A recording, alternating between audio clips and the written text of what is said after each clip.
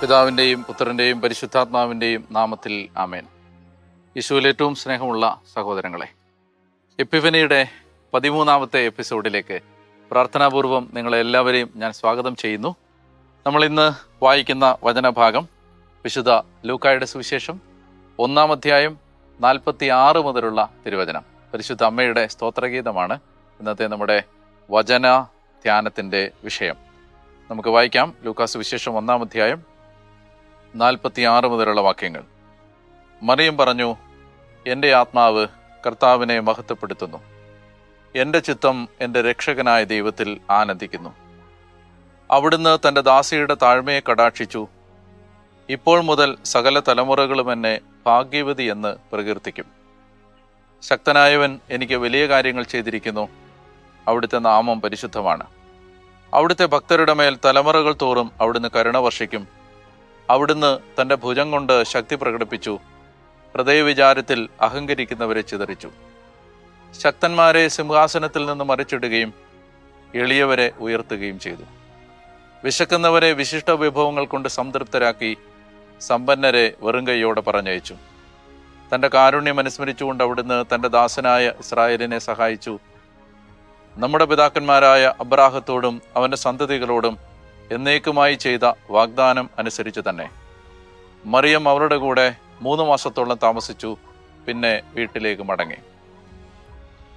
പ്രിയമുള്ളവരെ, നമ്മൾ പരിശുദ്ധ അമ്മയുടെ സ്തോത്രഗീതം ധ്യാനിക്കുമ്പോൾ ഒരു 3 കാര്യങ്ങൾ നമ്മുടെ ഹൃദയത്തിലേക്ക് ഇന്ന് ധ്യാന വിഷയമായിട്ട് കൊണ്ടുവരാം എന്നാണ് വിചാരിക്കുന്നത്. ഒന്നാമത്തേത്, പരിശുദ്ധ അമ്മ ഈ സ്തോത്രഗീതം ഉച്ചരിക്കുമ്പോൾ ഇത് പഴയ നിയമത്തിലെ പല വചനഭാഗങ്ങൾ ഒരുമിച്ച് ചേർന്ന് വരുന്ന ഒരു പ്രാർത്ഥനയാണ്. പ്രത്യേകിച്ച് സാമുവേലിൻ്റെ 1-ാം പുസ്തകത്തിൽ നമ്മൾ കാണുന്ന 2-ാം അധ്യായത്തിൽ 1 മുതൽ 10 വരെ, 1 സാമുവേൽ 2 1 മുതൽ 10 വരെ കാണുന്ന ഹന്നായുടെ, സാമുവേലിൻ്റെ അമ്മയായ ഹന്നായുടെ സ്തോത്രഗീതവുമായി ഇതിന് ബന്ധമുണ്ട്. അതിനകത്തെ ആശയങ്ങൾ ഇതിൽ ആവർത്തിക്കപ്പെടുന്നുണ്ട്, വാക്കുകൾ ആവർത്തിക്കപ്പെടുന്നുണ്ട്. അതുപോലെ തന്നെ പല വചനഭാഗവും ഇതിന് പിന്നിലുണ്ട്. ഉദാഹരണത്തിന് സങ്കീർത്തനം 89:10, സങ്കീർത്തനം 98:2, സങ്കീർത്തനങ്ങൾ 111:9, പ്രഭാഷകൻ 33:12, ഹബക്കൂക്ക് 3:18. ഞാൻ കുറച്ച് വാക്യങ്ങൾ എടുത്ത് നിങ്ങളുടെ ശ്രദ്ധയിലേക്ക് കൊണ്ടുവരുന്നു എന്നേ ഉള്ളൂ. ഇങ്ങനെ ഒരുപാട് പഴയ നിയമ ഉദ്ധരണികളാൽ, ആശയങ്ങളാൽ സമ്പന്നമാണ് ഈ വചനഭാഗം. നമ്മൾ ഇതിൽ നിന്ന് എന്താണ് മനസ്സിലാക്കുന്നത്? പരിശുദ്ധ അമ്മ തൻ്റെ ജീവിതത്തിൽ ദൈവത്തെ മഹത്വപ്പെടുത്താൻ ഒരു കീർത്തനം പാടുമ്പോൾ അത് തിരുവചനത്താൽ സമ്പന്നമാണ്. പൗലോസ് പറഞ്ഞിട്ടുണ്ട്, നിങ്ങൾ പാടുകയോ പ്രാർത്ഥിക്കുകയോ പറയുകയോ എന്ത് ചെയ്യുമ്പോഴും കർത്താവിൻ്റെ വചനം നിങ്ങളിൽ സമൃദ്ധമായി വസിക്കട്ടെ. അതായത് ഒരാൾ ദൈവവചനത്തെ ഹൃദയത്തിൽ സ്വീകരിച്ചു, ഒരാൾ വചനം വായിച്ചു, പഠിച്ചു, ധ്യാനിച്ചു, ദൈവവചനം അയാളുടെ ഉള്ളിൽ നിറഞ്ഞു കഴിയുമ്പോൾ പിന്നെ അയാളിൽ നിന്ന് അയാൾ എന്ത് പറയുമ്പോഴും പുറത്തു വരുന്നത് ദൈവത്തിൻ്റെ വചനമാണ്. ഈ സ്തോത്രഗീതം നമ്മളെ പഠിപ്പിക്കുന്ന ആദ്യത്തെ പാഠം അതാണ്. നമ്മളൊന്ന് ആലോചിച്ച് നോക്കുക, നമ്മുടെ ഉള്ളിൽ നിന്ന് എന്താണ് പുറത്തു വരുന്നത്? പരാതികൾ, പരിദേവനങ്ങൾ, പരദൂഷണം, പരിഭവം, നമ്മുടെ ഫ്രസ്ട്രേഷൻസ്, ഇറിറ്റേഷൻസ്, കോപം, അസൂയ, കുറ്റപ്പെടുത്തലുകൾ, താരതമ്യങ്ങൾ, വിലയിരുത്തലുകൾ, വിധിക്കലുകൾ. ഈശോ പറഞ്ഞില്ലേ, ഹൃദയത്തിൻ്റെ നിറവിൽ നിന്നാണ് അധരം സംസാരിക്കുന്നത്. ഒരു മനുഷ്യൻ തൻ്റെ ഹൃദയത്തിൻ്റെ നല്ല നിക്ഷേപത്തിൽ നിന്ന് നന്മ പുറപ്പെടുവിക്കുന്നു. അപ്പോൾ അതുകൊണ്ട് ഹൃദയത്തിൽ എന്ത് നിറഞ്ഞിരിക്കുന്നു എന്നുള്ളതാണ് അധരത്തിലൂടെ എന്ത് പുറത്തു വരുന്നു എന്നതിനെ തീരുമാനിക്കാൻ പോകുന്നത്. പരിശുദ്ധ അമ്മ പറയുമ്പോൾ, സംസാരിക്കുമ്പോൾ, പ്രാർത്ഥിക്കുമ്പോൾ പുറത്തു വരുന്നത് ദൈവത്തിൻ്റെ വചനമാണ്. കാരണം ആ അമ്മയിൽ നിറഞ്ഞു നിന്നത് ദൈവത്തിൻ്റെ വചനമാണ്. നമുക്കതുകൊണ്ട് രാപകൽ കർത്താവിൻ്റെ വചനത്തെ ധ്യാനിക്കണമെന്ന് ബൈബിള് നമ്മളെ ഓർമ്മിപ്പിക്കുന്നതിൻ്റെ ഏറ്റവും പ്രധാനപ്പെട്ട ഒരു കാരണം ഇതാണ്. നമ്മൾ ഈ ലോകത്ത് എപ്പോഴും ദൈവവചനത്തെ പ്രസവിക്കാനുള്ളവരാണ്. ദൈവവചനത്തെ നമ്മുടെ ഉള്ളിൽ നിന്ന് പുറത്തേക്ക് ഒഴുക്കി വിടാനുള്ളവരാണ്. ജീവജലമാകുന്ന ആ നദി നമ്മളിലൂടെ ഒഴുകേണ്ടവരാണ്. അതിനെന്താണ് ആദ്യം ചെയ്യേണ്ടത്? ഈ നദി നമ്മുടെ ഉള്ളിൽ നിറയണം. അതുകൊണ്ട് സ്തോത്രഗീതത്തിലൂടെ പരിശുദ്ധ അമ്മ നമ്മളോട് ആവശ്യപ്പെടുന്ന ആദ്യത്തെ കാര്യം വചനത്താൽ സമ്പന്നമാവുക എന്നുള്ളതാണ്. വചനം മനസ്സിൽ സൂക്ഷിക്കുകയല്ല, ഹൃദയത്തിൽ സൂക്ഷിക്കുക. മനസ്സിൽ നിന്ന് വചനം എങ്ങനെയാണ് ഹൃദയത്തിലേക്ക് പോകുന്നതെന്നറിയാമോ? ഒരു വചനം നമ്മൾ വായിക്കുമ്പോൾ, കാണാതെ പഠിക്കുമ്പോൾ അത് നമ്മുടെ മനസ്സിലാണ്. എന്നാൽ ഒരു വചനം നമ്മൾ ധ്യാനിക്കുമ്പോൾ, ആ വചനം എന്നോട് ആവശ്യപ്പെടുന്നത് എന്താണ് എന്ന് ആ വചനത്തോട് ചോദിക്കുമ്പോൾ, ഈ വചനത്തിലൂടെ ദൈവം ഇന്ന് എന്നോട് ആവശ്യപ്പെടുന്നത് എന്താണ് ചെയ്യാൻ എന്ന് നമ്മൾ ഉള്ളിലേക്ക് അത് ധ്യാന വിഷയമാക്കുമ്പോൾ അത് മനസ്സിൽ നിന്ന് ഹൃദയത്തിലേക്ക് പോവുകയാണ്. ഈ മനസ്സിൽ കിടക്കുന്ന വചനത്തെ സാത്താന് കൊത്തിക്കൊണ്ട് പോകാൻ പറ്റും. കാരണം അത് വഴിയരികിൽ കിടക്കുന്ന വിത്ത് പോലെയാണ്. എന്നാൽ ആഴമുള്ള നിലത്തിലേക്ക്, മണ്ണിലേക്ക് ഈ വിത്ത് ഇറങ്ങിയാൽ, ഹൃദയത്തിലേക്ക് വചനം ഇറങ്ങിക്കഴിഞ്ഞാൽ അത് സാത്താന്, പക്ഷികൾക്ക് വന്ന് കൊത്തിക്കൊണ്ട് പോകാനായിട്ട് പറ്റില്ല. അപ്പോൾ ഒന്നാമത്തെ കാര്യം, പരിശുദ്ധ അമ്മ ഈ സ്തോത്രഗീതത്തിലൂടെ നമ്മളെ പഠിപ്പിക്കുന്ന ആദ്യത്തെ കാര്യം, ദൈവവചനം നമ്മുടെ ഹൃദയത്തിൽ സൂക്ഷിക്കാനുള്ള ഒരു ക്ഷണം, ഹൃദയത്തിൽ ധ്യാന വിഷയമാക്കാനുള്ളൊരു ക്ഷണം പരിശുദ്ധ അമ്മ നൽകുകയാണ്. രണ്ടാമത്തേത്, എല്ലാ കാര്യത്തിലും ദൈവത്തെ മഹത്വപ്പെടുത്തുക. ഇവിടെ പറയുകയാണ്, my soul magnifies and my spirit rejoices in the Lord my Xavier.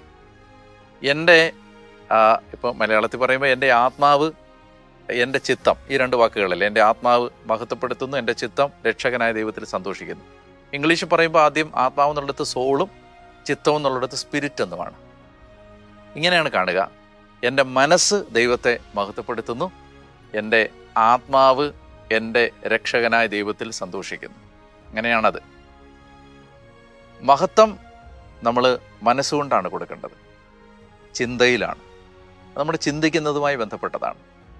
അതായത് ഞാനിപ്പോൾ ചിന്തിക്കുകയാണ്, ഞാൻ ചെയ്യുന്ന എല്ലാ നല്ല കാര്യങ്ങളും എൻ്റെ കഴിവാണ്, എൻ്റെ നേട്ടമാണ്, എൻ്റെ എന്തോ യോഗ്യതയാണ്.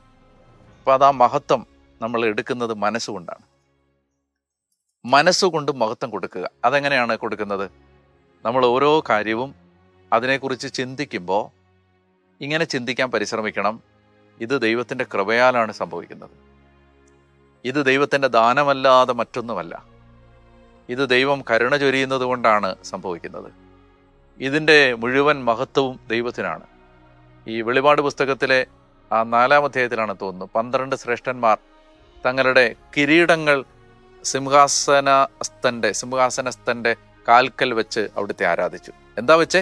കിരീടം എന്ന് പറഞ്ഞാൽ അവർക്ക് കിട്ടിയ മഹത്വം, ഗ്ലോറി, അവർക്ക് കിട്ടിയ പുകഴ്ച, അവരതെടുത്ത് സിംഹാസനസ്ഥൻ്റെ പാദപീഠത്തിൽ വെച്ചു.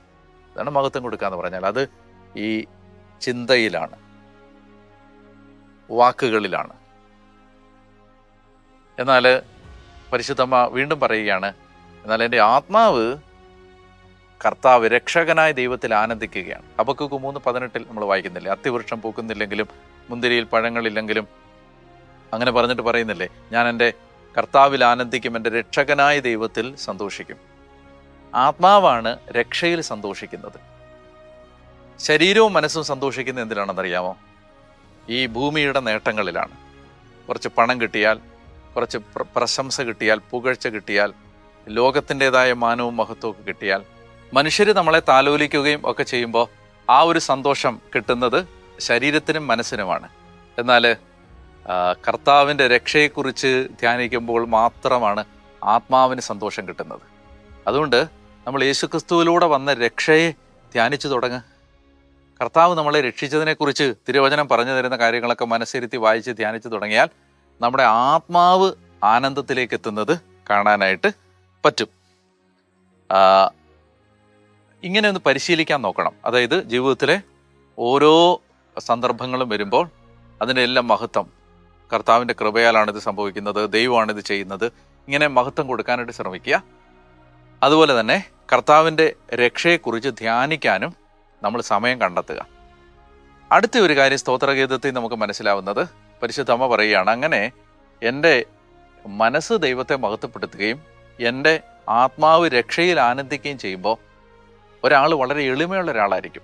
അവിടുന്ന് തൻ്റെ ദാസിയുടെ താഴ്മയെ കടാക്ഷിച്ചു. എളിമ എന്ന് പറയുന്നത് എപ്പോഴും ദൈവത്തിന് മഹത്വം കൊടുക്കാൻ ഒരാൾ തയ്യാറാവുമ്പോൾ അയാൾ താൻ ഒന്നുമല്ല എന്നുള്ളൊരു യാഥാർത്ഥ്യത്തിലേക്ക് എത്തുകയാണ്. അതിൻ്റെ പേരാണ് എളിമ. എളിമ നമ്മൾ ആർട്ടിഫിഷ്യലായിട്ട് ഇങ്ങനെ ആക്ട് ചെയ്തെടുക്കുന്നതല്ല, അതിൻ്റെ ഉള്ളിൽ നിന്ന് വരുന്നതാണ്.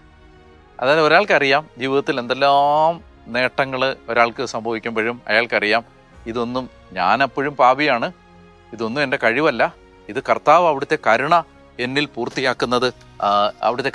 പൂർത്തിയാക്കുന്നത് മാത്രമാണ്. അപ്പം അങ്ങനെ ചിന്തിക്കാൻ, അങ്ങനെ ഉള്ളിൽ നിന്ന് വരാൻ കഴിയുന്നതിൻ്റെ പേരാണ് എളിമ.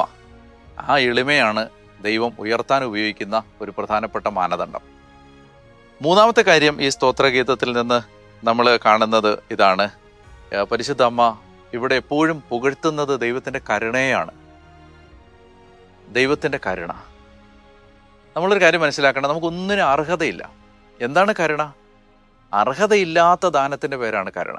നമുക്ക് അർഹതയില്ല, ഇത് സ്വീകരിക്കാനുള്ള യോഗ്യത നമുക്കില്ല. ഇതെല്ലാം സംഭവിക്കുന്നത് ഔട്ട് ഓഫ് പ്യുവർ മേഴ്സി. കർത്താവ് അനന്തമായ കരുണ. ഇങ്ങനെ പറയാറുണ്ട്, അതായത് കൃപ വേണമെങ്കിൽ വിശ്വാസം വേണം, കരുണയ്ക്ക് വിശ്വാസം പോലും വേണമെന്നില്ല എന്ന് പറഞ്ഞാൽ കരുണ ആരോടും ദൈവത്തിന് കാണിക്കാം. അതുകൊണ്ടാണ് ഏറ്റവും ഈശോയെ പ്രസാദിപ്പിച്ച പ്രാർത്ഥനകളിലൊന്ന് പാപിയായ എൻ്റെ മേൽ കരുണയാവണമേ എന്ന പ്രാർത്ഥനയാണ്. എപ്പോഴും കർത്താവിൻ്റെ കരുണ ചോദിക്കാനും നമുക്ക് പറ്റണം. ദൈവകരുണയുടെ തിരുനാളിന് വേണ്ടിയൊക്കെ നന്നായിട്ട് ഒരുങ്ങുന്ന ആളുകളാണ് നമ്മൾ. ആ ഒരു സമയത്ത് മാത്രമല്ല, എപ്പോഴും ഞങ്ങൾ മലങ്കര സുറിയാനി കത്തോലിക്ക സഭയുടെ ആരാധനയിൽ ഞാൻ ശ്രദ്ധിച്ചിട്ടുള്ളൊരു കാര്യം, എപ്പോഴും കർത്താവെ കരുണയായിരിക്കണേ എന്നാണ് പ്രാർത്ഥിച്ചുകൊണ്ടേയിരിക്കുന്നത്. ഞങ്ങൾ കൂടുതൽ പാപികളായതുകൊണ്ടായിരിക്കും അങ്ങനെ ഞങ്ങൾ പ്രാർത്ഥിക്കുന്നത്. പക്ഷെ അത് നല്ലൊരു പ്രാർത്ഥനയാണ്. എല്ലാവർക്കും പ്രാർത്ഥിക്കാൻ പറ്റുന്ന, എല്ലാവർക്കും ചൊല്ലാൻ പറ്റുന്ന നല്ലൊരു പ്രാർത്ഥനയാണ്. കർത്താവെ ഞങ്ങളുടെ മേൽ കരുണയാവണേ, ഞങ്ങളോട് കരുണയാവണേ. അപ്പോൾ ഈ 3 കാര്യങ്ങൾ ഇന്നൊന്ന് മനസ്സിലേക്ക് കൊണ്ടുവരാനായിട്ട് ശ്രദ്ധിക്കുക. ഒന്നാമത്തെ കാര്യം എന്താണ്? ഒന്നാമത്തെ കാര്യം, ഈ നമ്മുടെ ഉള്ളിൽ നിന്ന് വചനം പുറത്തു വരട്ടെ, അതിന് ആഴമായ വചനധ്യാനം ഉണ്ടാവട്ടെ. രണ്ടാമത്തെ കാര്യം, കർത്താവിന് എല്ലാ കാര്യത്തിലും മഹത്വം കൊടുക്കുമ്പോൾ ആ എളിമയിൽ നിലനിൽക്കാൻ നമുക്ക് കഴിയട്ടെ. മൂന്നാമത്തെ കാര്യം, എപ്പോഴും കർത്താവിൻ്റെ കരുണയാണ് എല്ലാം ചെയ്യുന്നത്, കരുണയ്ക്ക് വേണ്ടി പ്രാർത്ഥിക്കാനും നമുക്ക് കഴിയട്ടെ എന്ന് ഈ ദിവസം മറിയത്തിൻ്റെ സ്തോത്രഗീതം ധ്യാനിക്കുമ്പോൾ നമുക്ക് പ്രാർത്ഥിക്കാം. ഞാൻ ഇന്ന് നിങ്ങളോടൊരു ടാസ്ക്കായിട്ട് ചെയ്യാൻ ആവശ്യപ്പെടുന്ന ഒരു കാര്യം ഇതാണ്. നിങ്ങൾ ഒരു